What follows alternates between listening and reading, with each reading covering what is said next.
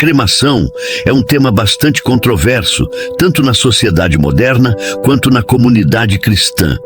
Neste vídeo, exploraremos em detalhes o que a Bíblia diz sobre esse assunto e responderemos a algumas das perguntas mais frequentes entre os fiéis. Questões como: é pecado cremar os mortos? Ou um cristão pode considerar a cremação como uma opção válida? Então vamos começar. Atualmente, a cremação tornou-se uma escolha cada vez mais popular em muitos países, e espera-se que sua aceitação continue crescendo nos próximos anos. Relatórios recentes do setor funerário indicam que mais pessoas estão optando pela cremação em vez do sepultamento tradicional. Na verdade, estima-se que, até o ano de 2035, aproximadamente 80% das disposições funerárias serão realizadas por meio da cremação. Mas afinal, em que consiste exatamente o processo de cremação? A cremação é o ato de incinerar corpos humanos em um forno especialmente projetado até que sejam reduzidos a cinzas. Embora a maioria dos corpos possa passar por esse processo, aqueles expostos à radiação ou substâncias radioativas são excluídos por razões de segurança.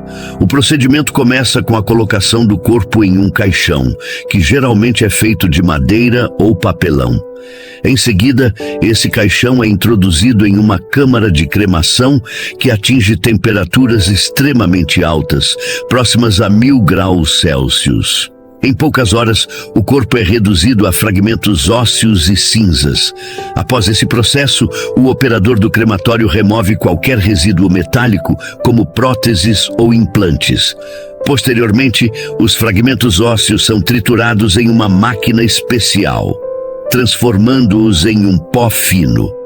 Finalmente, esse pó é colocado em um saco plástico e depositado em uma urna ou recipiente temporário, que é entregue aos familiares do falecido. Agora, é natural que, ao abordar temas relacionados à morte e à disposição do corpo, surjam dúvidas sobre a perspectiva bíblica e os fundamentos espirituais da cremação. O que a Bíblia menciona sobre esse tema e por que ele tem sido tão debatido até hoje. Um dos trechos mais conhecidos que mencionam a incineração de corpos está no livro de Josué, capítulo 7, versículo 25. Nesse relato, Josué e o povo de Israel apedrejam um homem chamado Acã, junto com sua família, até a morte, e depois incineram seus corpos publicamente.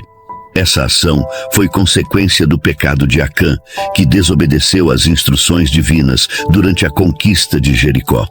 Lembremos que, segundo as ordens dadas por Josué, a cidade de Jericó deveria ser completamente queimada e ninguém tinha permissão para ficar com qualquer item do saque de guerra.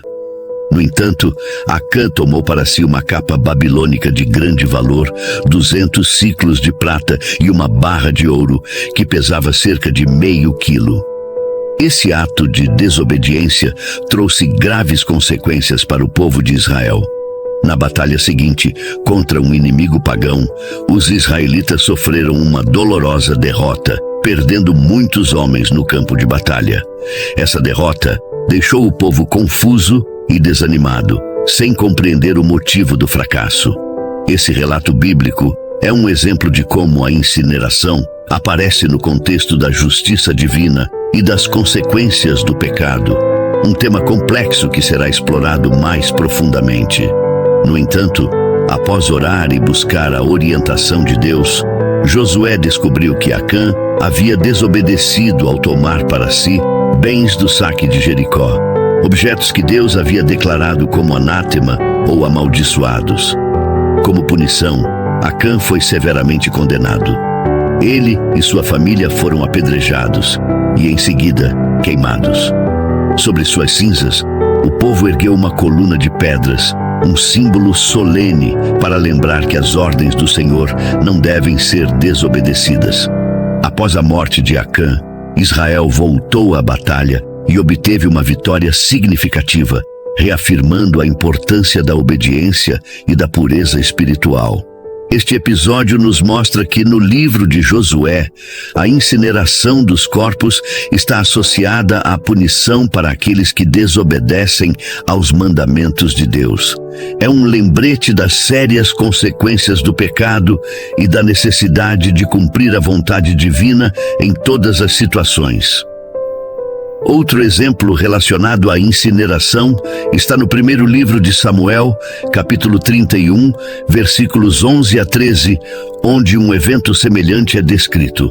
Após uma batalha em que o rei Saul e seus filhos foram mortos pelos filisteus, os corpos foram levados pelos inimigos como troféus de guerra.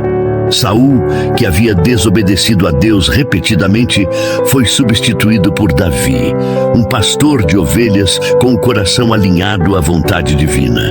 Ao saber da notícia, bravos guerreiros israelitas recuperaram os corpos de Saul e de seus filhos, trazendo-os de volta a Israel e incinerando-os, algo extremamente raro entre os israelitas.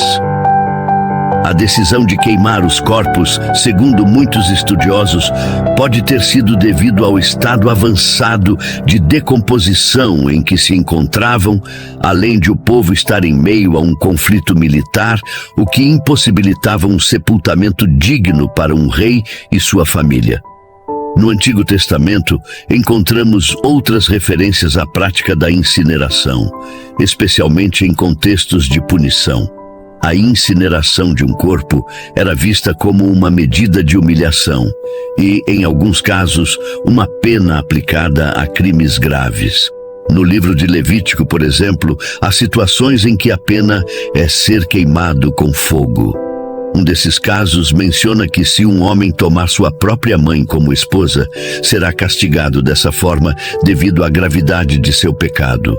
Outro trecho em Levítico afirma que se a filha de um sacerdote se prostituir, desonra o pai e deve ser queimada.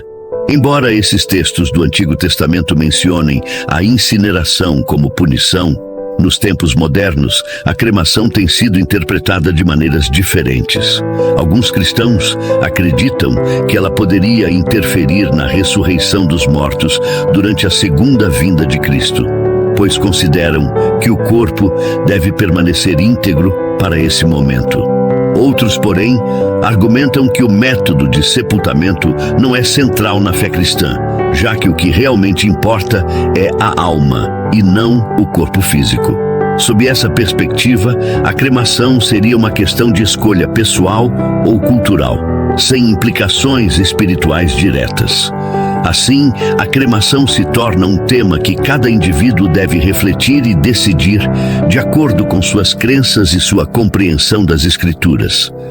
É interessante explorar o que a Bíblia menciona sobre o tema da cremação.